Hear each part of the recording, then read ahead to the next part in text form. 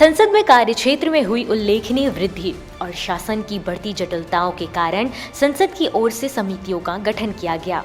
संसद इन्हीं समितियों को कार्य सौंप देती है और ज्यादातर काम इन्हीं समितियों के माध्यम से करती है। रेल संबंधी समिति वर्तमान में विभागों से संबद्ध 24 स्थायी समितियों में से एक है, जिसका गठन लोकसभा के प्रक्रिया और कार्य संचालन नियमों के नियम 331 के अंतर्गत किया गया। रेल संबंधी स्थायी समिति के काम: रेल मंत्रालय की अनुदानों की मांगों पर विचार करना और उन पर प्रतिवेदन प्रस्तुत करना। रेल मंत्रालय से संबंधी ऐसे विधेयकों की जांच करना जिन्हें राज्यसभा के सभापति और लोकसभा के अध्यक्ष की ओर से सौंपे गए हों, चाहे वह जैसा मामला हो, और उन पर प्रतिवेदन प्रस्तुत करना होता है। रेल मंत्रालय के वार्षिक प्रतिवेदन पर विचार करना और उस पर प्रतिवेदन प्रस्तुत करना होता है। सभा में प्रस्तुत किए जाने वाले राष्ट्रीय मूलभूत दीर्घकालिक नीतियों पर विचार करना और अगर राज्यसभा के सभापति या लोकसभा अध्यक्ष की ओर से भेजे गए मामले हो तो उन पर प्रतिवेदन प्रस्तुत करना होता है। समिति की ओर से चयनित विषयों की जांच करना और उन पर प्रतिवेदन प्रस्तुत करना होता है। समिति की संरचना: समिति में 31 सदस्य होते हैं, जिनमें 21 सदस्य लोकसभा अध्यक्ष की ओर से चुने जाते हैं। वहीं राज्यसभा के 10 सदस्यों का चयन राज्यसभा के सभापति की ओर से चयन किया जाता है। सदस्यों का कार्यकाल 1 वर्ष से अधिक नहीं होता है। समिति का कार्य: अनुदानों की मांगों पर विचार करने से संबंधी प्रक्रिया।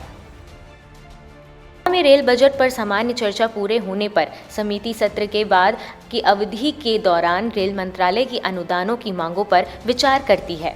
अनुदानों की मांगों पर प्रतिवेदन में कटौती प्रस्ताव जैसी किसी बात का कोई सुझाव नहीं होता है।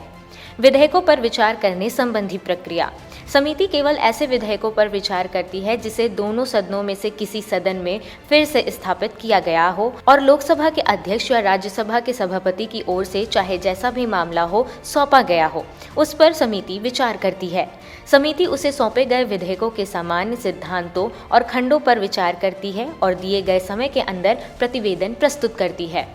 वार्षिक प्रतिवेदन की जांच करने से संबंधित प्रक्रिया: समिति रेल मंत्रालय के वार्षिक प्रतिवेदन के आधार पर जांच के लिए अन्य विषयों का भी चयन करती है। राष्ट्रीय दीर्घकालिक नीति संबंधी दस्तावेज की जांच से संबंधित प्रक्रिया: समिति संबंधित मंत्रालय की ओर से प्रस्तुत किए गए राष्ट्रीय दीर्घकालिक नीति दस्तावेजों पर विचार करती है और ऐसे दस्तावेजों पर प्रतिवेदन प्रस्तुत करती है। प्रतिवेदन और कार्यवाही सारांश: जांच किए गए विषयों पर समिति की टिप्पणियां या सिफारिशों जो कि उनके प्रतिवेदन में हैं, उन्हें समिति की ओर से स्वीकार किए जाने और रेल मंत्रालय की ओर से तथ्यात्मक सत्यापन के बाद सभापति और प्राधिकृत सदस्यों की ओर से लोकसभा में प्रस्तुत या राज्यसभा के पटल पर रखा जाता है। समिति की बैठकों के कार्यवाही सारांश को प्रतिवेदन सहित सभा में प्रस्तुत किया जाता है। कार्यवाही की गई प्रतिवेदन: समिति की सिफारिशें अनुसरणात्मक होती है और उन्हें समिति की ओर से दिया गया सुविचारित परामर्श माना जाता है। समिति की ओर से प्रतिवेदित अनुदानों की मांगों और विधेयक को समिति की सिफारिशों के आलोक में सभा की ओर से विचार किया जाता है। Bureau report, parliamentary business.